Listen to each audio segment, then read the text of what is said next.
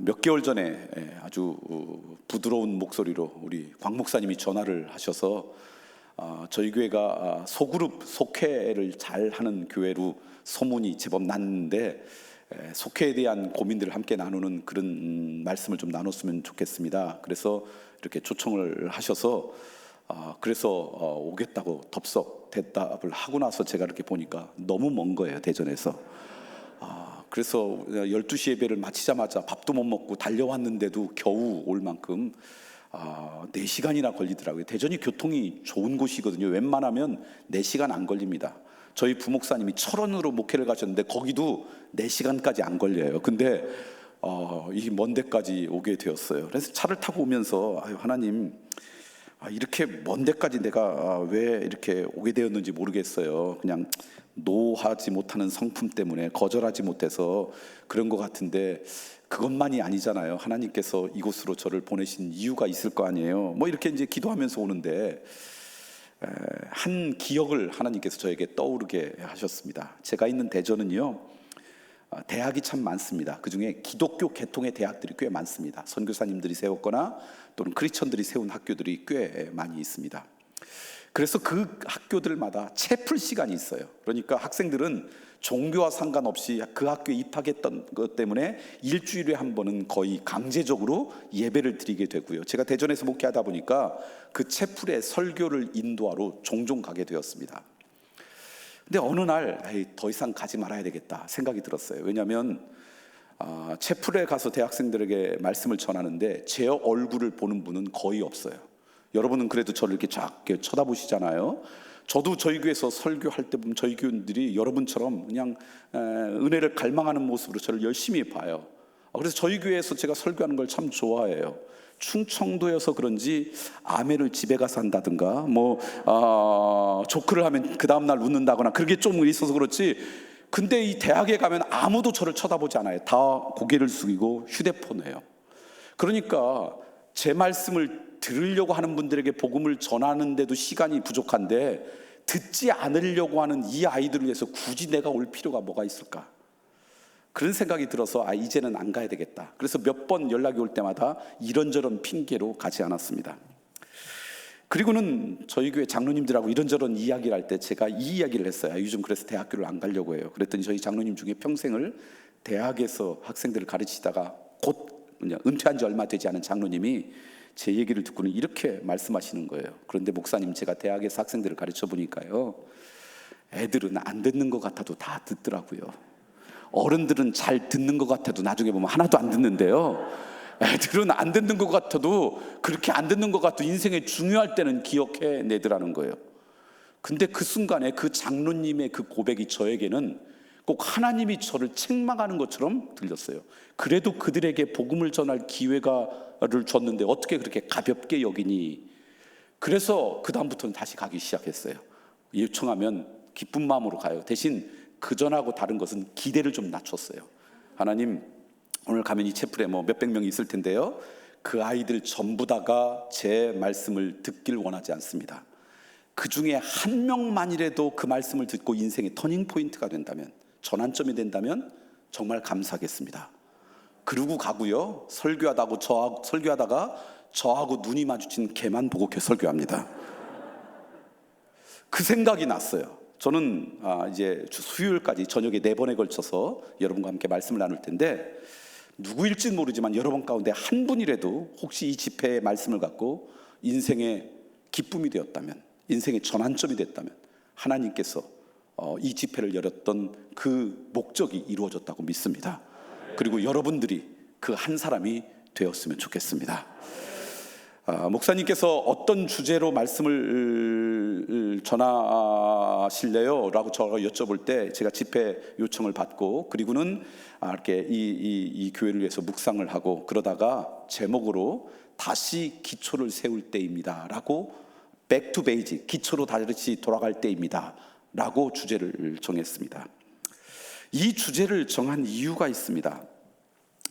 아주 훌륭한 운동선수도요, 프로선수도요, 슬럼프를 겪으면요, 그 슬럼프를 벗어날 때 새로운 기술을 연마하지 않는다 그래요. 슬럼프를 벗어날 때 그들이 제일 노력하는 것은 새로운 기술을 연마하는 게 아니라 기초로 다시 돌아간대요. 예를 들면 투수인 유현진 투수가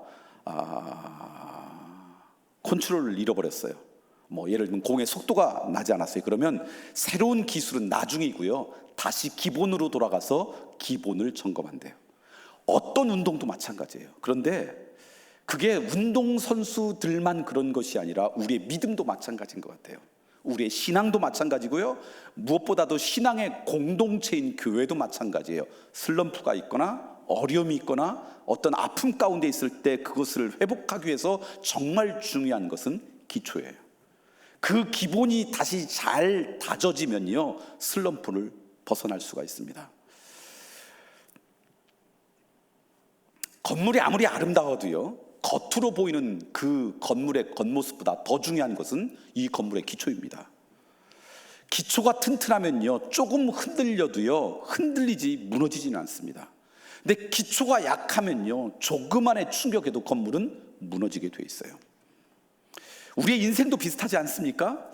가정도 그런 것 같아요. 결혼 주례를 할 때 보면 제가 종종 주례사로 이런 이야기를 합니다. 여러분의 가정의 기초를 제대로 세워야 됩니다. 그래야지 살다 보면 잠깐은 흔들릴 수 있습니다. 그렇지만 무너지지는 않습니다. 그런데 기초를 잘못 세우면 쉽게 무너집니다 라고 이야기를 해요. 어떻게 동의가 되세요? 잘 동의가 되지 않는 것 같은데 제가 좀 더 설명을 드릴게요. 사람들이 의식적으로 노력하지 않으면, 의도적으로 그렇게 애쓰지 않으면 대부분의 가정은 그 기초를 우리가 살아가는 문화 위에 세웁니다. 우리가 살아가는 시대 정신이 그 가정의 기초가 됩니다. 근데 우리의 문화와 시대 정신이 그 가정의 기초가 되면요, 쉽게 그 가정은 무너집니다. 이게 우리 시대의 아픔이에요.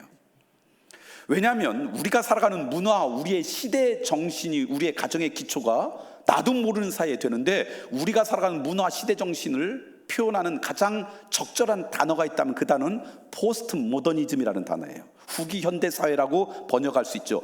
이 포스트 모더니즘의 특징 가운데 하나는 뭐냐면 절대적인 거 존재하지 않는다. 영원한 진리, 그게 무슨 의미니? 내 감정에 끌리는 대로 해라. 내 생각에 옳다라고 하면 뭐든지 결정해도 좋다. 이게 이 포스트 모더니즘, 우리가 살고 있는 우리의 문화, 우리의 시대 정신에 흐르고 있는 가장 중요한 철학입니다. 그러다 보니까 조금 극단적인 예지만 이런 거예요. 우리는 남자로 태어나면 남자로 죽는 것, 여자로 태어나면 여자로 죽는 것, 변하지 않는 진리라고 여기는데, 그게 어디니? 네가 원하면 네 맘대로 그거 바꿔도 돼.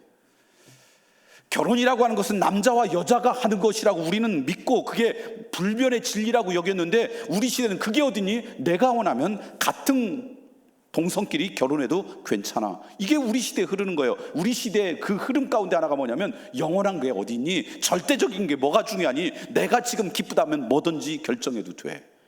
그러니까 나도 모르는 사이에 이 시대 정신과 문화가 우리의 가정의 기초가 딱 되면 모든 결혼 생활의 그 약속은 계약과 같은 약속으로 전락해 버립니다.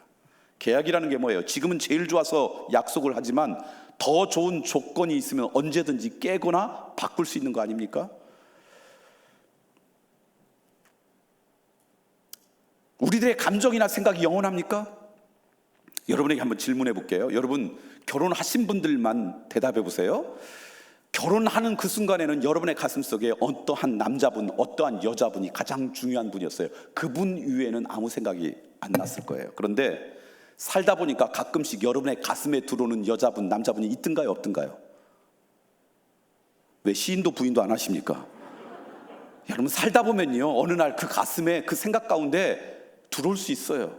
근데 우리 시대는, 우리의 문화는 그렇게 이야기해요. 내가 행복하다면 언제든지 결정해도 된다.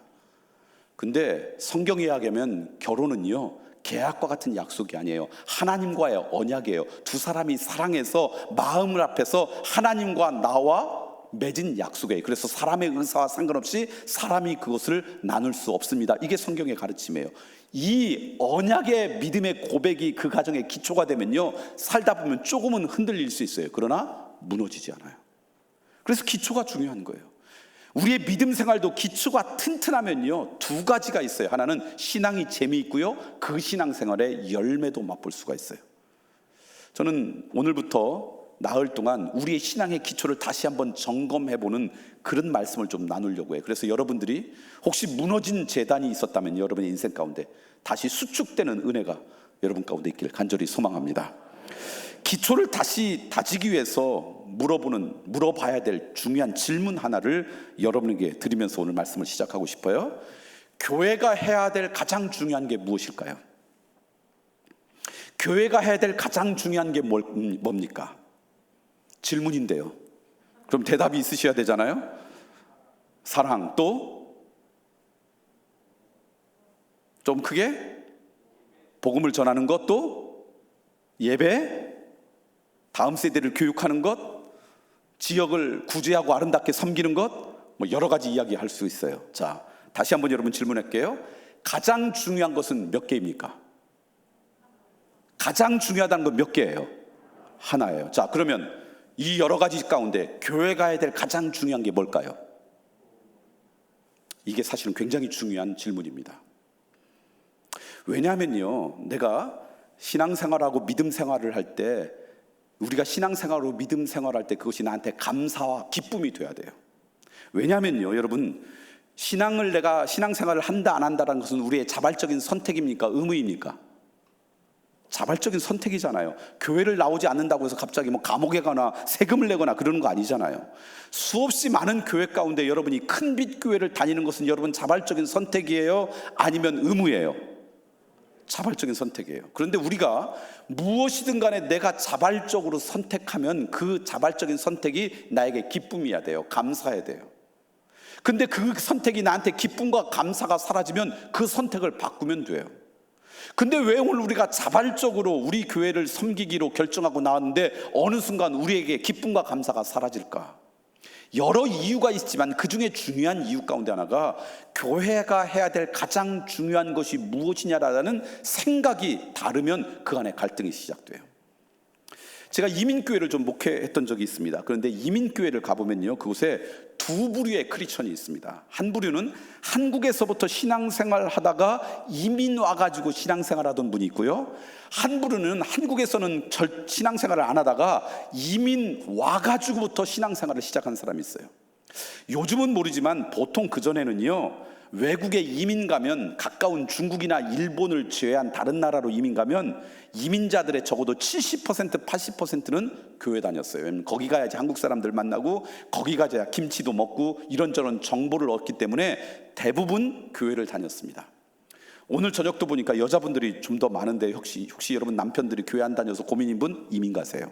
그러면 그냥 교회 가가지고 신앙생활 잘 한 다음에 다시 역이민 오시면 됩니다. 그런데 그래서 이민교회 안에는 한국에서부터 신앙생활 하시던 분과 이민 와서부터 신앙생활 하던 두 부류가 있는데 교회에 갈등이 생겨요. 교회에서 그냥 어떤 그냥 분열이 생겨요. 그러면 두 부류 중에 어떤 사람들에 의해서 갈등과 분열이 시작될까요? 한국에서부터 신앙생활 하던 사람, 아니면 이민 와서 신앙생활 하던 사람? 어떻게 이렇게 잘하세요? 경험이 많으시는군요. 한국에서 신앙생활 하던 사람들에 의해서 갈등과 아픔이 시작되더라고요. 왠가 봤더니 이분은 교회가 이러해야 된다는 자기 나름대로의 생각이 있어요. 근데 그게 한국에서 신앙생활하던 그 모습대로 교회가 돼야 된다고 생각하는 거예요. 그런데 같은 교회 출신들이 있는 게 아니잖아요. 서로 각각 다른 교회에서 왔잖아요. 그러니까 그 모습이 조금씩 달라요. 이것 때문에 갈등과 아픔이 시작되더라고요. 자, 그런데 교회마다 각각 다 달라요. 근데 여러분, 다르다는 말과 틀리다는 말은 동의어입니까? 다른 말입니까? 다르다는 말과 틀리다는 말은 어떻게 달라요? 우리 교인들한테 물어봤더니 이렇게 이야기하더라고요. 목사님, 다른 건 다른 거고요, 틀린 건 틀린 거래요. 여러분, 다르다라고 하는 것은 뭐냐면요, 그거는 이해의 문제예요. 배려의 문제예요. 수용해줘야 되는 문제예요. 틀리다는 문제는 뭐냐? 성서적으로 하면 그것은 죄와 연관된 것은 틀린 거예요. 죄와 벗하는 것은 틀린 거예요. 그래서 그것은요, 순교를 각오하고 허락하면 안 돼요. 왜냐하면 죄 같은 타면 그것은 고통과 아픔이 남기 때문에 그래요. 근데 죄와 연관되지 않은 것은 틀린 게 아니라 다른 거예요. 하나님께서 우리 각자를 고유하게 다른 모습으로 만드셨어요. 교회도 어떤 경우, 많은 경우는 다른 모습이 있어요. 틀린 것 때문에는 오늘 우리가 갈등하고 아파하고 그것 때문에 씨름해야 되지만 다른 것들은 서로 이해해야 될 문제예요. 그런데 그 다른 것 때문에 갈등과 아픔이 시작되더라는 거예요. 자기 나름대로 교회는 이러이러해야 된다고 그린 그림이 다르다는 것 때문에. 근데 그게 왜 다르나 봤더니 교회가 해야 될 가장 중요한 것이 무엇이냐라고 하는 그 생각에서부터 달라지기 시작해요. 가장 중요한 것은 몇 개라고요? 하나인데. 그래서 이 질문이 굉장히 중요해요. 다시 한번 물어보겠습니다. 교회에서 해야 될 가장 중요한 게 뭘까요? 이때 크게 대답하는 사람이 좀 위험한 사람이에요. 왜냐하면 교회에서 해야 될 가장 중요한 것이 무엇이냐라고 하는 여러분의 생각이 중요해요, 안 중요해요? 죄송합니다만 안 중요해요. 교회가 해야 될 가장 중요한 것이 무엇이냐라고 하는 생각은 누구의 생각이 가장 중요할까요? 성경을 읽어볼까요? 마태복음 16장을 읽어보겠습니다. 마태복음 16장, 제가 여러분하고 함께 읽으려고 하는 성경은요, 마태복음 16장 16절, 17절, 18절 말씀입니다. 마태복음 16장 16절, 17절, 18절 말씀인데요, 배경을 먼저 여러분에게 설명하고 오늘 말씀을 읽을게요. 어느 날 예수님이 제자들에게 질문을 했습니다. 사람들이 나를 누구라 하느냐? 다양한 대답이 나왔습니다. 그때 예수님께서 다시 묻습니다. 너희들은 나를 누구라 하느냐? 지금도 예수님께서 우리에게 묻고 싶은 질문은 그거예요. 내 인생 가운데서 나는 어떤 존재니? 내 삶 가운데서 나는 어떤 존재니? 이게 예수님의 가장 큰 관심이세요. 남들이 뭐라고 하든 내 인생에 있어서 나는 어떠한 존재니? 그걸 제자들에게 물은 거예요. 그때 그 질문 앞에 대답하기 시작한 사람이 사도 베드로예요. 자, 16절부터 함께 읽겠습니다. 이렇게 대답하기 시작했습니다. 시작. 시몬 베드로가 대답하여 이르되 주는 그리스도시요 살아계신 하나님의 아들이시니다. 예수께서 대답하여 이르시되 바요나 시몬아 내가 복이 있도다. 이를 내게 알게 한 이는 혈육이 아니요 하늘에 계신 내 아버지시니라. 또 내가 내게 이르노니 너는 베드로라. 내가 이 반석 위에 내 교회를 세우리니 음부의 권세가 이기지 못하리라. 베드로가 정답을 이야기했어요. 예수님은 살아계신 하나님의 아들이십니다. 그러니까 예수님께서 너무 기쁘셨어요. 그래서 베드로의 이름을 바꿨어요. 페트라, 반석이라. 만약에 예수님이 우리나라의 분이었다면 이때 이렇게 했을 거예요. 베드로, 내 이름을 지금부터 돌쇠로 하리라. 뭐 이렇게 얘기한 거예요. 반석이라 이야기하고 그 반석, 이 반석은 베드로입니까? 베드로의 신앙 고백입니까? 베드로의 신앙 고백 위에 18절 보니까 뭘 세우겠다고요? 교회를 세우겠다. 여러분 보세요. 시제가 과거형입니까? 현재형입니까? 미래형입니까? 미래형이에요. 그러니까 예수님이 이 말씀하실 때는 아직 교회가 이 땅 가운데 존재했어요? 존재하지 않았어요? 존재하지 않았어요. 나중에 사도행전에 가면 그 교회가 나타나기 시작합니다. 그러니까 교회에 대한 설계도를 지금 그리신 거예요. 구약 성경에는 교회를 대신할 만한 단어들이 나오긴 합니다. 뭐 장막이라든가 성전이라든가 성막이라든가. 그런데 오늘 우리가 쓰는 이 교회라고 하는 단어가 맨 처음 등장한 게 이 마태복음 16장이에요. 그러니까 여기서 예수님께서 교회에 대한 설계도를 그리기 시작한 거예요. 그런데 잘 보세요. 누구 교회를 세우겠다? 성경을 보세요. 누구 교회를 세우겠다? 내 교회. 내는 누굽니까? 예수님이에요. 그러니까 교회의 주인이 누구라는 거예요? 예수님이라는 거예요. 이것을 교회의 주인이 예수님이라고 하는 사실을 바울 서신에서 사도 바울은 좀 더 쉽게 이렇게 설명합니다. 교회의 머리는 누구라고요? 예수님이고 교회는 그리스도의 몸입니다 라고 설명해요. 여러분, 제가 건강하다는 이 얘기는 제 머리에서 명령할 때마다 즉각 반응하면 건강한 거예요. 근데 머리에서 명령하지만 내가 즉각 반응하지 못하면 건강을 잃어버린 거예요. 그러니까 교회에서 건강한 교회는 어떤 교회느냐? 교회의 주인이 되시고 머리가 되신 예수님께서 소망하는 것을 함께 소망하면 그 교회는 건강한 거예요. 어떤 교회가 아름답냐? 건물이 아름다운 교회가 아니라 그 교회가 예수님께서 중요하게 여기는 것을 함께 중요하게 여기면, 교회의 주인이시고 머리 되신 분이 우리 주님이니까 그 교회가 아름다운 교회예요. 동의하십니까? 그러니까 교회가 해야 될 가장 중요한 게 무엇이냐라고 하는 질문 앞에 누구의 생각이 제일 중요해요? 우리의 생각이 중요한 게 아니라, 내 생각이 중요한 게 아니라, 좀 죄송합니다만 목사의 생각이 어떠냐가 중요한 게 아니라 누구의 생각이 제일 중요해요? 주님께서 교회의 주인 되고 머리 되신 우리 주님이 무엇을 가장 중요하게 여겼느냐가 가장 중요한 거예요. 자, 그러면 다시 질문합니다. 교회의 주인 되고 머리 되신 우리 주님이 교회가 해야 될 가장 중요한 것이 무엇이라고 말씀하셨습니까?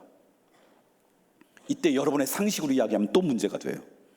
그것은 우리의 상식에 달려있는 게 아니라 어디에 쓰여졌어요? 말씀에 쓰여졌기 때문이에요. 그 말씀이 아까 우리 장로님께서 읽어주신 우리의 본문 가운데 담겨있는 말씀이에요. 자, 마태복음 28장 19절 20절 말씀. 마태복음 28장 19절 20절 말씀은 예수님께서 이 땅을 떠나시면서 남긴 마지막 유언입니다. 혹시 여러분 유언장을 써보신 분 계실지 모르겠지만 유언장에는요, 시시껄렁한 걸 담습니까? 정말 중요한 걸 담습니까? 정말 중요한 거죠. 예수님께서 이 땅을 떠나시면서 마지막 당부, 가장 중요한 당부를 하신 거예요. 그래서 기독교 전통에서는 이 말씀 뭐라고 하냐면 가장 위대한 명령이라 그래요. 가장 위대한 명령이라고 하는 것을 우리의 언어로 저는 이렇게 바꿨어요. 교회가 해야 될 가장 중요한 것이라고 바꾼 것뿐이에요. 자, 19절과 20절 말씀 읽어볼까요? 함께 읽습니다. 자, 시작. 그러므로 너희는 가서 모든 민족을 제자로 삼아 아버지와 아들과 성령의 이름으로 세례를 베풀고 내가 너희에게 분부한 모든 것을 가르쳐 지키게 하라. 볼지어다 내가 세상 끝날까지 너희와 항상 함께 있으리라 하시니라. 어떤 게 교회가 해야 될 가장 중요한 거냐? 오늘 말씀에 예수님이 이렇게 했어요. 제자 삼아라. 이게 가장 중요한 거다. 어떻게 제자를 삼을까요? 그랬더니 그 방법도 예수님께서 말씀하신 거예요. 사람들 보고 오라 가지 말고 너희들이 가서 열심히 놀기만 하지 말고 잘 하나님의 말씀을 가르쳐 지키게 해서 뭐 삼으라고요? 제자 삼아라. 그러니까 교회가 해야 될 가장 중요한 건 뭐예요? 제자 삼는 거예요. 누구의 제자? 예수님의 제자를 삼는 거예요. 교회의 주인 되고 머리 되신 예수님께서 가장 중요하게 여기는 것이 우리를 통해 그리스도의 제자를 삼는 것이다 그런다면 어떤 교회가 아름다운 교회냐, 어떤 교회가 건강한 교회냐, 교회의 주인 되신 예수님께서 가장 중요하게 여기는 것을 우리도 중요하게 여기는 교회가 아름다운 교회예요. 저는 여러분의 교회가 그런 교회가 되길 소망합니다. 제자를 삼는 것이 가장 중요하다라고 하는 말을 우리들의 언어로 다시 바꾼 뭐냐면 교회에서 벌어지고 있는 모든 것들의 궁극적인 목적이 예수님의 제자가 되는 것으로 향해 있어야 된다는 거예요. 예를 들면요, 여러분 교회 앞에 있는지 없는지 모르겠지만 과일 가게 하나가 있어요. 과일 가게 이름을 뭐라고 할까요? 큰빛 과일집이라고 합시다. 큰빛 과일집이에요. 근데 그 집에 과일이 너무 맛있어서 여러분이 교회 올 때마다 거기서 사과도 사오고 과일도 사갖고 와서 예배 끝나고 여러분 속회원들과 함께 노나도 먹고 뭔지 그랬어요. 근데 늘 과일을 사갖고 와서 교회에서 나눠 먹으려고 보니까 과일 깎는 칼을 집에서 안 갖고 온 거예요. 그래서 교회 식당에 가서 칼 좀 빌려주세요 그랬더니 처음에는 빌려주다 나중에는 잘 안 빌려줘요. 빌려가서 반납을 안 한다고. 그래서 이제는 안 빌려주기로 했다고. 그래가지고 과일 칼을 빌리지 못하는 거예요. 그래서 과일 가게한테 오늘도 칼을 갖고 오지 않았어요. 칼 혹시 있어요? 그랬더니 저희 과일집은 과일만 팔고 칼은 팔지 않아요. 칼은 저 밑에 있는 슈퍼 가서 사세요. 근데 어느 날 과일 가게 아주머니가 생각할 때 우리 오는 손님들이 칼을 찾는데 내가 칼을 좀 준비해서 팔면 이 손님들을 잘 섬기는 거겠다. 그래서 칼을 놓고 팔기 시작했어요. 근데 그 집에 칼이 너무 좋아. 과일은 술술 깎이는데 손은 안 비어. 뭐 그런 게 있는지 모르겠지만 아무튼 그래서 사람들이 그 집 칼이 좋다는 소문이 났어요.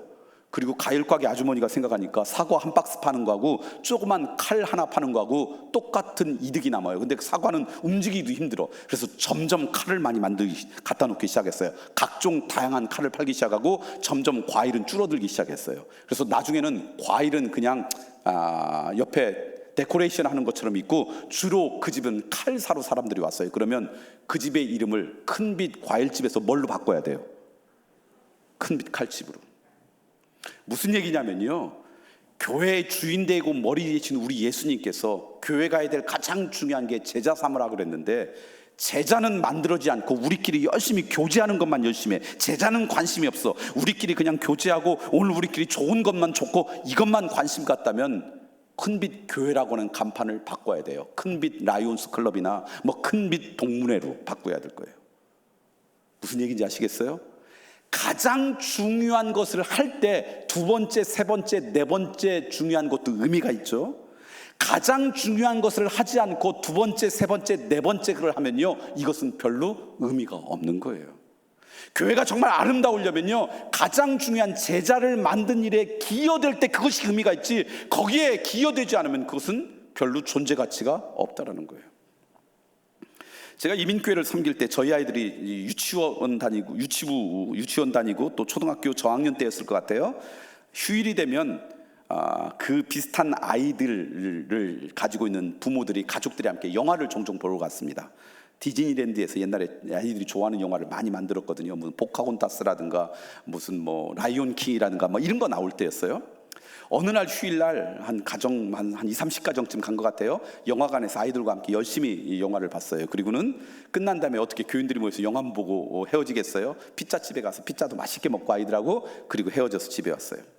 근데 집에 왔는데 갑자기 전화가 왔어요. 함께 영화를 봤던 집사님 가정에서 전화 온 거예요. 목사님, 영화 보고 집에 왔더니 도둑이 들어서 다 훔쳐갔어요.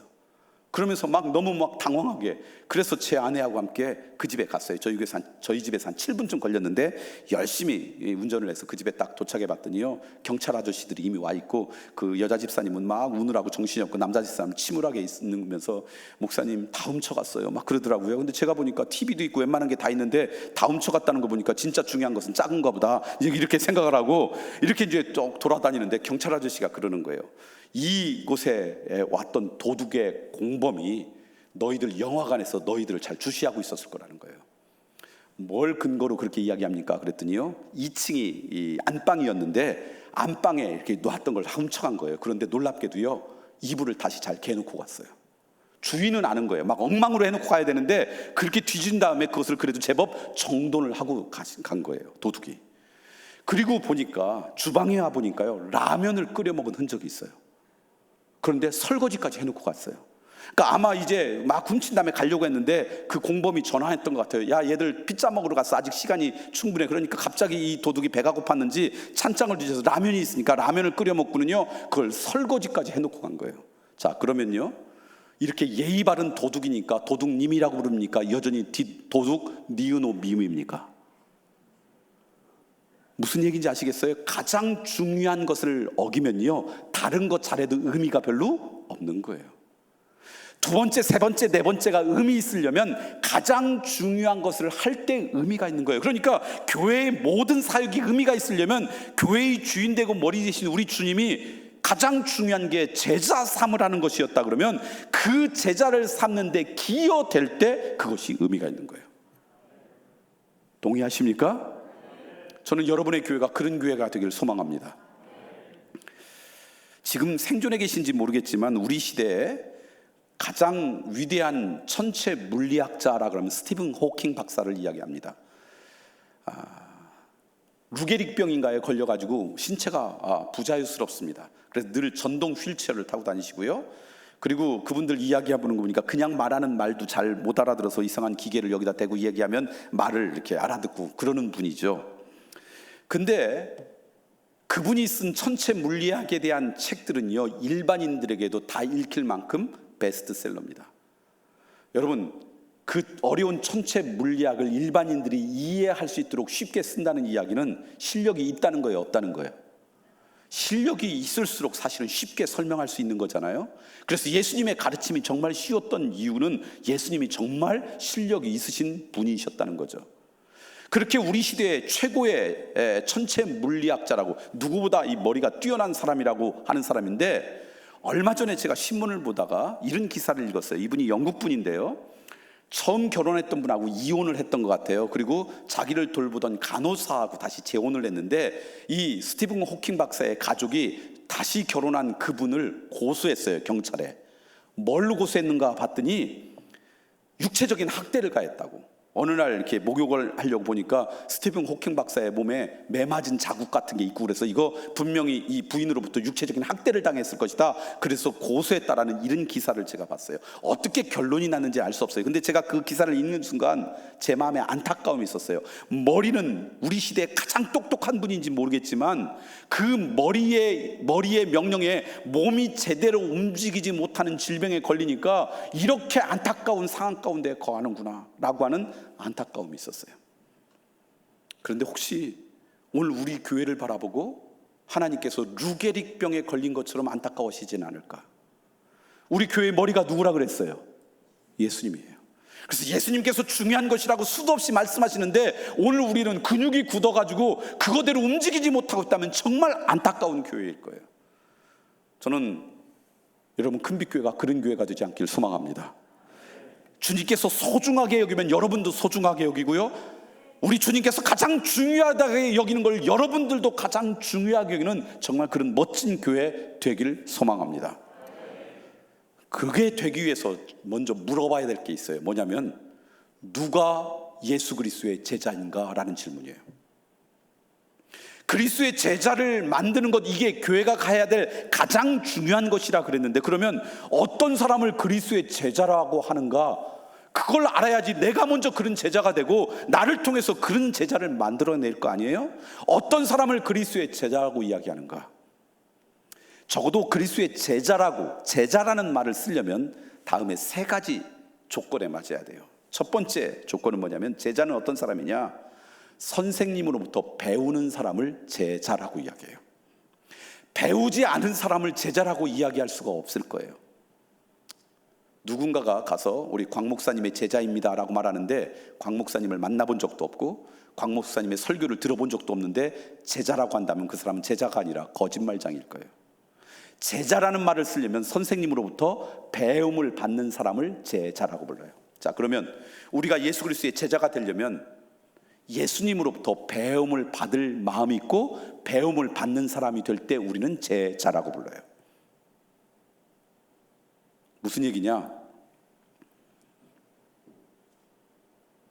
어느 날 주일날 되니까 오늘 주일이야 또, 그래서 그냥 어쩔 수 없이 오늘 교회 가야겠다, 형식적으로 의무적으로 습관적으로 교회에 오는 것이 아니라 오늘 주일이지, 오늘 예배를 통해 하나님께서 나에게 어떤 깨달음을 주실까, 그런 기대감을 갖고 온다면 이런 사람이 제자예요. 오늘 예배를 통해서 하나님으로부터 내가 뭘 깨달아야지, 이걸 다른 말로 하면 영적 갈망이라 그래요. 영적인 기대감이라고 이야기해요.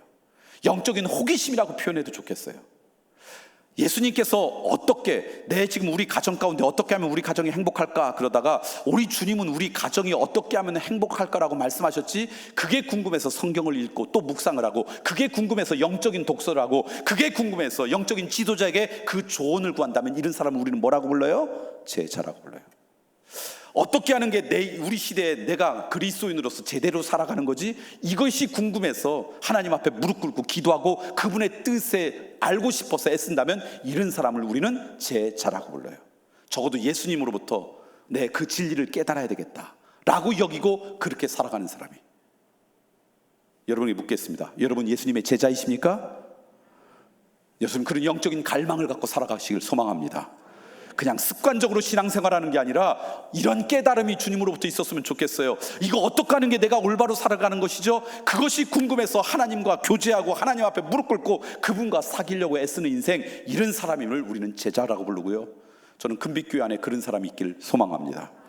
두 번째, 제자는요, 선생님으로부터 배우는 사람만 제자라는 것이 아니라 그 사람의 삶의 목표가 뭐냐? 선생님을 흉내내고 닮아가는 게 목표가 될 때 그런 사람을 제자라고 불러요.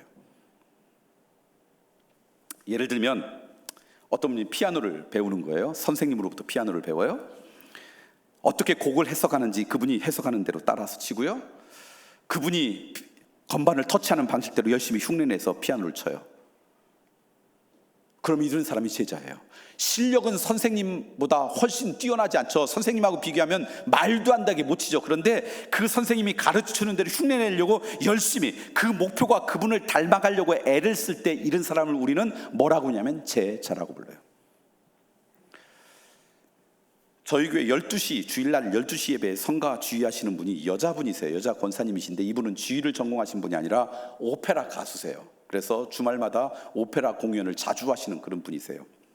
근데 이제 교회 와서는 주의자로 교회를 섬기세요. 제 설교가 끝나면 그때 결단의 찬양을 늘 하는데 가끔씩 그 결단의 찬양 때 그 권사님한테 찬양을 부탁해요. 부탁할 때마다 이분은 목사님 언제든지 부탁했어요. 저한테 너무 큰 기쁨이에요. 그렇게 말씀하시지만 저는 1년에 한두 번만 부탁을 해요. 왜냐하면 그분이 주말마다 공연을 하는데 주일날 이 결단 찬양을 뭘 쓰면 그분한테 별로 도움이 되지 않을 것 같아서 정말 필요할 때만 부탁을 해요. 근데 제가 그분에게 찬양을 부탁할 때는 어려운 찬양을 부탁할까요? 쉬운 찬양을 부탁할까요? 쉬운 찬양을 부탁해요. 어려운 찬양은 우리가 잘 모르기 때문에 대충 불러도 다 은혜를 받아요. 근데 다 아는 쉬운 찬양은 정말 잘 부르지 않으면 유치해요. 그래서 정말 쉬운 찬양, 모두가 아는 분의 찬양은 그분한테 부탁해요. 그럼 이분이 그 찬양을 그대로도 부르지만 중간에 조금 편곡을 해서 오페라 가수처럼 그렇게 찬양을 해요. 얼마 전에도 어메이징 그레이스, 나 같은 죄인 살리신을 부탁했어요. 그랬더니 처음에는 우리처럼 시작해요. 나 같은 죄인 그러는데 나중에는 편곡을 이렇게 편곡을 해가지고 그냥 와 오페라처럼 해서 딱 끝나요. 교인들이 은혜 받고 박수를 쳐요. 예배가 끝났는데 설교는 기억 안 나고 그분 찬양만으로 은혜 받고 뭐 찬양의 은혜 통로가 많으니까 얼마나 교인들이 좋아하는지 몰라요. 평소에는 다른 분들이 하는데 가끔씩 성가대에서 성악을 전공한 분들이 찬양을 해요. 근데 제가 이렇게 듣다 보면 저분은 우리 그 권사님의 제자인지 저분은 제자가 아닌지 금방 알아요. 권사님의 제자는 어떻게 부르는 줄 아세요? 처음에는 우리처럼 해요. 그리고 끝날 때는 그 권사님처럼 와 하고 끝나요. 실력은 그 권사님하고 비교되지는 않지만, 비교되지 않을 정도로 실력은 부족하지만 꼭 발성하는 모습이, 소리 나오는 곳이 그분처럼 하려고 애를 쓰고 흉내내요. 이런 사람을 우리는 뭐라고 부른다고요? 제자. 제자들의 삶의 목표는 선생님을 흉내내는 거예요. 그분을 닮아가는 거예요. 이런 사람을 우리는 제자라고 불러요. 제가 이민교회를 목회할 때 저희 교회 집사님 가정에 이란성 쌍둥이가 있었어요. 근데 그 중에 한 명이 소아암에 걸렸어요. 그래서 그 어린이 전문 그 소아암 병동에 입원을 하셨어요. 저희 교회에서 좀 떨어진 곳이었는데요. 가끔씩 신방하면 그 아이를 만날 수가 없어요. 왜냐하면 그 우주복 같은 거 막 그런 걸 갈아입고나 들어가고 그 안에서 치료를 받고요. 그 부모님만, 그 여자 집사님만 만나서 기도해주고 오고 그랬어요. 그런데 여러분, 아이들이 그렇게 아파가지고 병원에 입원하면 사실 가장 마음이 아픈 사람이 누굴까요?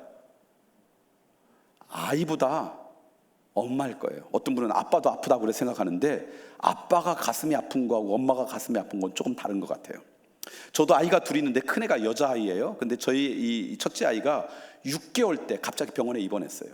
갑자기 막 열이 많이 나가지고 뭐라고 할까요? 정신을 잃었다 그럴까요? 그래가지고 버스를 타고 와서, 저는 없었는데 제 아내가 너무 놀래가지고 버스 정류장에 내려가지고 그냥 그 앞에 있는 병원에 들어갔어요. 그게 동대문에 있는 이화여대 부속병원이었어요. 그때 그 병원에 가가지고 갔더니 뭐 이렇게 저렇게 조사를 하고 뭐 그러더니 나중에 보니까 이질이래요. 장염의 일종이죠. 그것 때문에 열이 나가지고 얘가 정신을 잃었던 거죠. 지금은 어떻게 치료하는지 모르지만 그때 저희 딸아이를 치료하는데 아이를 굶기더라고요. 그 안에 있는 병균들이 다 나올 때까지 한 일주일쯤 굶기더라고요. 근데 아이가 먹지 못하면 생존하기 어려우니까 머리를 빡빡 깎이더니 여기에다가 이런저런 막 주사바늘을 꽂아가지고 그렇게 영양분을 공급하는 거예요. 그래서 영양분은 공급되지만 아이가 배가 고프니까 우는 거예요. 달라고. 근데 크면 설득도 하고 설명도 하겠지만 얘는 설명도 안 되잖아요. 얼마나 가슴이 아픈지요. 근데 옆에서 우리 딸아이를 간호하는데 제 아내하고 저하고 논쟁이 붙었어요. 논쟁은 뭐였냐면요, 아이는 지금 굶고 치료를 받는데 이 아이를 돌보는 보호자들은 함께 굶어야 됩니까? 밥을 먹어야 됩니까? 감사합니다. 제가 밥을 먹자는 입장이었어요.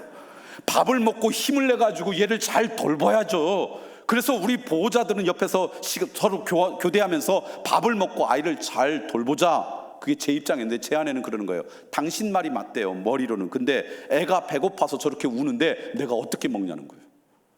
그래서 일주일 동안 제 아내는 아이와 함께 굶더라고요. 저는 때때마다 내려가서 구내식당에서 밥 먹고 오고요. 그때 알았어요. 아이들이 아프면 아빠도 가슴이 아프지만 본질적으로 어머니의 그 아픔만큼 아프진 않구나. 그러니까 아이가 소아암에 걸렸으니까 가장 아픈 것이 그 여자 집사님이죠. 그 어머니죠. 날마다 눈물을 흘리죠. 그래서 자주 신방을 가서 함께 위로하고 기도하고 그랬어요. 그런데 어느 날 이 여자 집사님이 그러는 거예요. 자기 아이를 치료하는 의사 선생님, 주치 의사 선생님 때문에 큰 격려가 된대요. 위로가 된대요. 그러면서 그 의사 선생님을 막 자랑하는 거예요. 그러다가 저보고 그러는 거예요. 저분입니다. 봤더니 50대 중반의 백인 남자분이었어요. 그런데 머리가 하나도 없어요. 머리가 팍팍이에요. 왜냐하면 소아암 병동에서 치료를 받다 보면 아이들이 갑자기 머리가 한 움큼씩 빠진대요. 그러면 그것 때문에 아이들이 울고 좌절하는 거예요. 그러니까 이분이 아침마다 출근하기 전에 면도기로 머리를 빡빡 밀고 오는 거예요. 그러면서 아이의 손을 잡고 내 머리를 한번 만져봐라. 그러면서 아이들을 위로하는 분이에요. 그러니까 그런 의사 선생님이 아이를 치료하니까 이분이 얼마나 그 마음의 위로와 격려가 되겠어요. 근데 그 병원에 가면요, 수연이 선생님들 가운데 머리를 빡빡 깎은 사람들이 가끔씩 눈에 띄어요. 그런데 그들은 한결같이 그 주치의 선생님에게 배우려고 하는 수련이들이에요. 이런 사람을 우리는 뭐라고 불러요? 그 사람의 실력만 배우려고 하는 게 아니라 그분의 그 태도를 보면서 나도 그러면서 머리를 빡빡 깎는 거죠. 이런 분을 우리는 제자라고 불러요. 실력은 비교가 되지 않지만 그 삶의 목적이, 그 삶의 목표가 선생님을 흉내내는 거예요. 자, 그러면 우리가 제자가 된다는 것은 뭐예요? 내 삶의 궁극적인 목적이 누구 닮아가는 거? 예수님 닮아가는 거. 어떻게 우리가 예수님과 비교되게 했어요? 예수님하고는 비교가 되지 않죠. 우리는 예수님과 비교가 되지 않을 만큼 연약한 사람이죠. 그러나 궁극적으로 내 삶의 궁극적인 목적이 내 명예나 내 어떤 영광이 아니라 그분 닮아가는 것, 그분 흉내내는 것, 조금이라도 그분을 닮고 싶다고 고백하며 그러려고 애쓰고 수고할 때 이런 사람을 우리는 뭐라고 부른다고요? 제자라고 부르는 거예요. 그 예수님 닮으려고 때로는 인내해요. 그분 닮고 싶어서 때로는 절제해요. 그분 흉내내려고 때로는 기다려요. 무너질 때가 많지만 이건 완전하고 완벽하게 살으라는 이야기 아니에요. 우리는 늘 부족한 인생이에요. 그런데 그분 닮으려고 회개하고 다시 일어서고 그분 때문에 씨름하고, 그래서 내가 조금이라도 그분을 닮는다고 한다면, 내 삶의 한 절이라도 그분을 닮는다면 그것 때문에 기뻐하고 내 궁극적인 삶의 목적이 그분을 닮는 거다라고 여기면서 우리의 인생을 살아간다면 그분들을 우리는 뭐라고 불러요? 제자라고 불러요. 저는 우리 여러분들의 교회에서 그런 제자들이 많아지길 소망합니다. 자, 제자가 되려면 첫 번째 뭐 해야 된다고요? 배워야 된다고. 그분의 진리가 무엇인지 궁금해하고 영적인 호기심 있고 갈망을 갖고 배워야 된다고. 두 번째는 우리의 삶의 궁극적인 목적이 뭐 해야 된다고요? 그 선생님을 닮아가려고 하는 것, 그분을 흉내내려고 하는 것, 이런 사람을 제자라고 불러요. 세 번째, 제자라고 하려면요, 기회가 될 때마다 선생님을 자랑하는 사람이 제자예요. 내가 그분의 제자라 그러면요, 기회가 될 때마다 그분을 뭐 한다고요? 피아노를 배웠어요. 우리 선생님이 곡을 해석하는 것처럼 흉내내서 해석하고, 우리 선생님이 건반을 터치하는 것처럼 흉내내서 건반을 열심히 터치해요. 근데 친구가 피아노 배운다니까 다른 사람 소개시켜줬어요. 좋은 제자예요? 별로인 제자예요? 별로인 제자죠. 제자라 그러면 피아노에 관심이 없는 사람한테도 찾아가서 너 피아노 배우면 좋겠다, 내가 피아노를 배우니까 정서가 안정되고 얼마나 좋은지 몰라, 정말 좋은 선생님이 있다, 그러면서 우리 선생님을 소개시켜주고 자랑한다면 이런 사람이 어떤 사람이에요? 좋은 제자예요. 선생님을 자랑한다라고 하는 게 뭘까? 두 가지가 들어가는 것 같아요. 성경을 보면 하나는 입술로 자랑하는 거예요. 로마서 보면 이런 이야기가 있어요. 누군가가 구원을 받으려면 예수님을 믿어야 되는데, 예수님을 믿으려면 누군가가 예수님에 대해서 말해줘야 되는데, 그 예수님에 대해서 말해주는 사람이 정말 영광스러운 사람이다. 그러니까 선생님을 자랑한다는 것은 기회가 될 때마다 그분이 나의 선생님이에요, 그분 정말 나에게 중요한 분인데 당신에게도 중요한 분이 될 수 있어요. 우리의 입술로 그분을 기회가 될 때마다 자랑하는 거예요. 이것도 중요해요. 왜냐하면 당장은 그게 안 듣는 것 같지만요, 나중에 정말 중요할 때 되면 그 사람의 이야기를 듣게 되기 때문에 그래요. 제가 섬기는 교회는요, 처음 예수 믿는 사람들이 꽤 많은 교회입니다. 1년에 세례받는 사람이 지난 한 10여 년 동안 1년에 한 200명쯤 돼요. 그 중에 특별히 남자분들이 많아요. 이유는 모르겠지만 아무튼 처음 예수 믿는 분들이 꽤 많아요. 그런데 그 남자분들이 처음 예수를 믿으면 그 아내들하고 이런저런 이야기를 하는데 그 중에 많은 분들이 이런 분들이에요. 왜 이분들이 처음 예수를 이제 우리 교회 와서 믿게 될까? 그분들하고 이야기하게 돼 보면 제가 발견한 게 있어요. 그게 뭐냐면요, 사람들이 예수님을 믿지 않을 때 왜 안 믿는가 봤더니요, 두 가지 때문에 안 믿어요. 하나는 자기는 잘 모르지만 교회에 대해서, 예수님에 대해서 오해를 갖고 있어서 안 믿어요. 근데 이거는 자기가 생각한 게 아니라 누군가부터 전해받은 거예요. 매스미디어나 사람들로부터 전해받은 거예요. 두 번째는 교회 다니는 사람들한테 상처받았어요. 그래서 예수님 믿지 않아요. 근데 이 오해와 상처를 누군가가 풀어주지 않으면 평생 가지고 가요. 얼마 전에도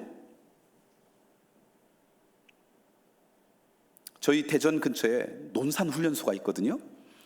군인들이 이제 훈련받는 곳이죠. 그 논산훈련소에 예배를 인도하시는 군목되는 목사님이 저한테 전화를 하셨어요. 몇 년 전의 이야기예요. 전화를 하셨어요.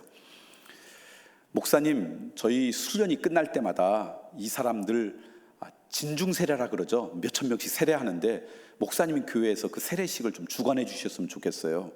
그래서 주관해 준다는 게 뭔가요? 그랬더니 그 몇천 명을 세례해야 되니까 목사님이 한 20명쯤 필요하대요. 그러니까 목사님, 그 교회 부목사님들이 많으니까 그분들이 함께 오고 또 보좌하는 장로님들도 많이 필요하대요. 그러니까 그렇게 오셔서 그렇게 세례식을 해줬으면 좋겠습니다. 그 얘기 듣고 제가 한다고 이야기하려고 하는데 이어서 이야기하는 거예요. 그런데 목사님, 그날 세례받은 사람들한테 선물을 줘야 되는데 그 선물 주는 돈도 교회에서 부담했으면 좋겠습니다. 근데 그 선물을 주는 돈이 굉장히 많은 거예요. 그래서 제가 뭐라고 얘기했냐면, 목사님 좋은 생각인데 저희 교회는 안 할게요. 그럼 제가 거절했어요. 이유는 제가 생각할 때 세례는 자기가 인격적으로 예수님을 믿고 나의 주님으로 고백한 다음에 주는 거지, 무슨 벽돌 공장도 아니고 수천 명을 막 찍어내는 거, 이거는 의미가 없다라고 생각했어요. 그래서 별로 하지 않으려고 생각했어요. 근데 그리고 나서 얼마 후에 평생 난 크리스천으로, 안티 크리스천으로 살던 어느 남자분이 부인이 하도 교회 가자 그래서 처음에는 그 부인이 막 교회 가자 그럴 때 막 핍박하고 그랬는데 나중에는 그 부인 이야기 안 들으면 가정에 평화가 없을 것 같아서 따라와가지고 우리 교회 와가지고 세례를 받은 분이 계세요. 그래서 남자분한테 물어봤어요. 왜 이렇게 교회를 댁에서 욕을 하다가 우리 교회를 나왔냐고. 그랬더니 이분이 이렇게 대답하는 거예요. 목사님, 그래도 의리가 있죠. 제가 군대에서 초코파이 준다고 세례 받았는데 어디 딴 데 가겠어요. 교회를 왔지. 그러니까 사람들이 교회에 대해서 그렇게 오해하고 그리고 상처 있어서 안 가도요, 이 사람들이 언제 교회 오냐면 인생의 위기를 만나면 그때 절대자를 찾아요. 인생의 위기라는 것은 내 능력으로, 내가 갖고 있는 실력으로 극복하지 못하는 어려움에 처했다는 거예요. 그게 경제적인 문제일 수 있고, 건강의 문제일 수 있고, 가정의 문제일 수 있고, 관계의 문제일 수 있어요. 그런 어떤 어려움이 있으면 그때 절대자를 찾아요. 근데 절대자를 찾을 때 다른 종교도 많은데 교회 오는 사람들 보니까 언젠가 교회 다닌 사람으로부터 교회에 대한 좋은 얘기를 들었던 사람들, 언젠가 이것저것 때문에 교회에 연관된 사람들이 그 다음에 교회, 연어가 고향을 찾아오듯 교회를 나오더라는 거예요. 그분도 그분이었어요. 초코파이 준다고 세례를 받았는데 예수님 믿지도 않았어요. 근데 나중에 언젠가 인생의 위기가 오니까 내가 그래도 어떻게 의리가 있지, 딴 데가, 그리고 교회를 온 거예요. 그때 제가 회개했어요. 그리고 논산훈련소에 전화했어요. 우리가 하겠습니다. 그래서 매년 육군이나 해군이나 이런 데 가서 세례를 줘요. 요즘은 선물도 초코파이 줘서는 안 돼요. 꽃보다 남자 팩도 줘야 되고요. 그래서 돈도 꽤 많이 들어가요. 그런데 그 사람들이 우리 교회 오지 않을 거예요. 씨앗을 뿌린다고 생각해요. 언젠가 기회가 되고 그의 인생 가운데 위기가 오면 언제인지는 모르지만 찾아갈 거예요. 그래서 그거 감당하는 거예요. 그러니까 우리의 입술로 우리의 스승을 전하는 것 굉장히 중요해요. 당장은 열매가 맺지 않아도 지금도 그렇게 전하는 거예요. 그럼 언젠가 그의 인생 가운데 하나님의 때가 되면 그것 때문에 그의 인생 가운데 열매가 맺어져요. 그런데 우리의 입술로 우리의 스승 되신 예수님을 전할 때 이게 정말 영향력 있으면 두 번째로 우리의 선생님을 자랑해야 돼요. 그것은 뭐냐? 말이 아니라 우리의 삶으로, 우리의 삶의 흔적으로 그분을 자랑할 수만 있다면 우리의 말에 훨씬 더 권위가 실리는 거예요. 한 가지 말씀만 드리고 오늘 말씀을 마치고 싶은데요, 제가 목회하기 전에 유일한 취미가 등산이었어요. 원래는 등산을 좋아하던 사람이 아니에요. 그 힘든 것은 아래 것들이나 시키지, 그리고 별로 다니지 않았어요. 그런데 제가 등산을 좋아하게 된 계기가 있었어요. 제가 군대를 갔다가 첫 휴가를, 제가 군대 생활할 때만 해도 휴가를 딱 2번밖에 못 나왔습니다. 보름씩 딱 2번 나오니까 그 휴가가 얼마나 소중해요. 근데 첫 번째 휴가를 나온 게 1984년도 8월 첫째 주, 둘째 주예요. 그러니까 야, 이 2번밖에 없는 휴가니까 어떻게 하면 잘 쓸까 이제 고민을 하다가, 첫 번째 주는 한 주는 친구들하고 놀자, 2번째 주는 부모님 옆에서 효도하자. 그럼 얼마나 균형 잡힌 휴가냐. 그렇게 계획을 짜고 제가 이제, 저는 대전이 고향이거든요. 대전에 있는 저희 집으로 왔어요. 그때는 지금처럼 이메일이 있을 때도 아니고요, 휴대폰이 있을 때가 아닙니다. 사람들하고 연락은 집 전화나 손으로 편지하는 편지밖에 없을 때였어요. 그런데 20대 그 초반에 그때의 남자들이 미리 연락하고 휴가 가니까 뭐 이러고 오나요? 딱 와서 연락되는 누구하고 그냥 가지, 뭐 그런 생각하고 집에 딱 왔어요. 그리고 전화를 했는데 아무도 친구들이 전화를 안 받는 거예요.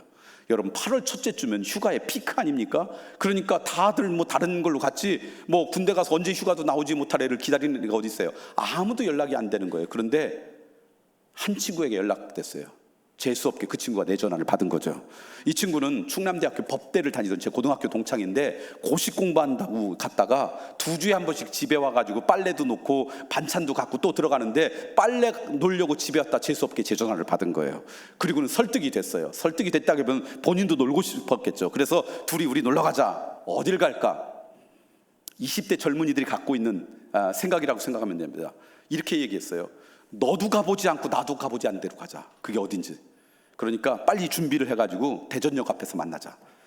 너 버너 있니? 그거 네가 갖고 와. 텐트 내가 있으니까 서로 뭐 이렇게 챙긴 다음에, 그리고 이제 대전역에서 만난 거예요. 저는 짐을 챙기면서 어디를 가고 싶었냐면 바닷가 가고 싶었어요. 그래서 수영복도 챙기고 뭐 이렇게 챙기고 갔고요. 그래서 제가 가고 싶은 바닷가를 이야기했더니 이 친구가 대부분 갔다 온 거예요. 그 친구가 이야기한 바닷가는 제가 또 가봤어요. 그래서 두 사람이 다 안 갔다 온 데를 딱 찾았더니 한 군데가 나왔어요. 지리산이었어요.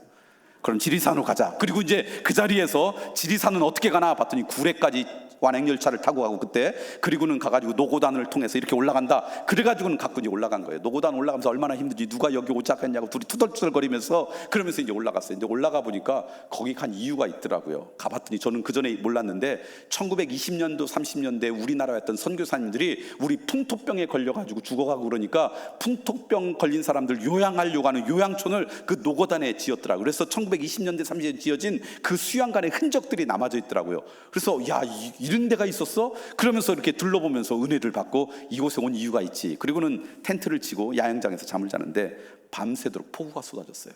그래서 중간에 산장으로 대피를 했어요. 아침이 되니까 비가 조금 잦아졌지만 그래도 여전히 비가 와요. 우리의 짐을 챙겨가지고 이제 대피소에 이제 와가지고 잘 챙긴 다음에 이제 비가 그치기를 기다리는 거예요. 근데 비가 그치지 않아요. 조그만 그 대피소에 실내 공간인데 실내에 있을 수가 없어요. 여러분, 한국 사람들이 바깥에 비가 오고 나갈 데 없으면 그 안에서 뭐 합니까? 담배를 피우면서 다 동양화를 갖고 막 이걸 하는데 곰도 질식해 죽을 것 같아요. 그래서 둘이 나와가지고 처마 밑에 있으면서 비를 내리는, 주룩주룩 내리는 비를 바라보면서, 우리 휴가는 시간은 가는데 비는 그치지 않고 투덜투덜하면서 야, 그냥 우리 내려가자, 딴 데 가자. 내려가려고 하니까 거기 있던 아저씨들이 그러는 거예요. 너희들 산에 처음 왔지? 어떻게 아셨어요? 이렇게 비가 오면 내려갈수록 계곡의 물이 기하급수적으로 늘어서 휩쓸려서 죽는다는 거예요. 그것도 모르고 왔냐고. 그래서 비가 다 그친 다음에 그 다음에 하루쯤 지나서 내려가라고. 꼼짝없이 거기에 갇히게 된 거예요. 그런 것도 모르고 산에 간 거죠. 그래서 처마 밑에서 둘이 그냥 신세탄환을 하고 있는데 주룩주룩 내리는 그 빗길을 뚫고 계곡으로 내려가는 게 아니라 종주라 그러죠. 능선 위로는 비마저도 할 수 있거든요. 그것도 나중에 알았죠. 그러나 아무튼 남자 둘 여자 둘 사람이 배낭을 그냥 쫙 메고, 우리는 옆으로 퍼졌는데 그 친구들은 날씬해서 위로 쫙 올른 배낭을 입고 그 빗속을 뚫고 딱 산행을 하는 거예요. 제 친구하고 쟤들 따라가자. 폼이 예사롭지 않다. 따라갔어요. 나중에 알았어요. 대학에 있는 어느 산악반 아이들이었어요. 잘 따라간 거죠. 이 친구들이 한 1시간쯤 걷더니 잠깐 쉬는 거예요.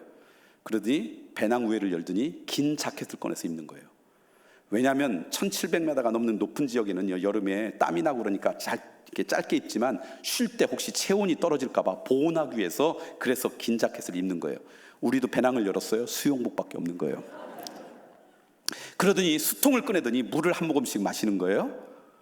우리는 마실 물도 없어요. 수통 바닷가 갈 줄 알았는데, 여러분, 아무리 비가 와도요, 장마 때 마실 물이 없다고. 우리는 그래서 옆에서 요만큼 떨어져서 구경을 했죠. 그러더니 지금도 있는지 모르겠지만 에이스 크래커를 꺼내더라고요. 그러더니 딸기잼을 꺼내서 거기에 이렇게 발라 샌드위치로 해서 하나씩 먹는 거예요. 지금은 중간중간에 에너지를 공급하는 것들이 굉장히 많지만 그때는 그런 게 없었을 때예요. 그런데 보통 산행을 할 때 종주를 하면 아침을 먹고 4시간이나 5시간을 걷고요, 또 밥을 먹고 4시간이나 5시간 걷어요. 그러니까 중간에 에너지를 공급해 줘야 돼요. 근데 그때 당시 값싸고 에너지를 공급할 수 있는 게 뭐냐면 잼이에요. 근데 그 잼만 먹으면 낭만이 없잖아요. 그러니까 에이스 크래커에 딱 발라가지고 하나씩 먹는 거예요. 우리는 열었더니 먹을 게 아무것도 없는 거예요. 비치 발리볼이나 나오고 뭐 이러는 거죠. 그러더니 물을 한 모금 마시더니 그 다음에 자켓을 벗고 또 1시간을 걸어가는 거예요. 우리가 좀 떨어져서 또 걸었어요. 그러더니 저희들을 불렀어요. 아저씨들. 나이는 비슷해도 군인은 아저씨라고 부르잖아요. 3박 4일 동안 그 친구들이 저희들을 먹여 살렸어요.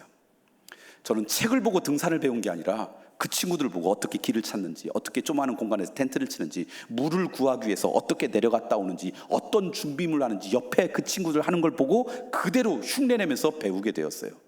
중간에 비가 그쳤고 종주를 끝나고 천왕봉까지 올라갔다 다시 내려왔습니다. 저희들은 대전으로, 그 친구들은 이제 서울로 헤어져야 돼요. 너무 감사해서, 지금처럼 휴대번호가 있으면 같이 나누겠지만 그때는 그게 없잖아요. 그래서 집 전화번호를 좀 알려달라고, 내가 언젠가 서울 가게 되면 꼭 살해하고 싶다고, 식사라도 대접하고 싶다고. 그랬더니 그분들이 이렇게 이야기하는 거예요. 전화번호 알려주지 않으면서, 저희들도 처음에 산에 갈 때 아저씨들 같았어요. 근데 그때 산에 있는 사람들한테 도움을 받았어요. 근데 그분들이 저희들한테 뭔가 살해하겠다 그랬더니, 언젠가 산에 다니다가 당신 같은 사람 만나면 도와주세요, 그렇게 이야기했다고 그 얘기를 남기고 가는 거예요. 멋있어요, 안 멋있어요? 너무 멋있는 거예요. 저는 외계인인 줄 알았어요. 아니, 지구상에 그렇게 멋있는 사람이 어떻게 존재해요? 바닷가에 텐트를 놓고 조금 수영하고 오면요, 다 훔쳐가고 없어요. 근데 산에는요, 그렇게 놓고 하루 종일 봉우리 올라갔다 와도 아무도 안 훔쳐가요. 갖고 가기 힘들어서 그런지 모르지만, 아니 어떻게 그렇게 3박 4일을 우리를 도와주고, 내가 살해하고 싶다고 연락처 좀 달라 그랬더니, 언젠가 산에 다니다가 아저씨 같은 사람도 만나면 그때 그분 도와주세요, 그러면서 떠나는데 제 마음에 물밀듯 감동이 올라오면서 결심했어요. 나도 산사람이 돼야 되겠다. 그게 제가 한 10년 동안 산을 열심히 타게 된 계기였어요. 그 감동 때문에 저도 산을 좋아했어요. 제대를 하고 복학한 다음에 학교를 다니다가 제가 제일 좋아했던 산이, 여러분 여기서 그렇게 멀지 않은가요? 설악산이었어요. 내설악을 등반하는 걸 참 좋아했어요.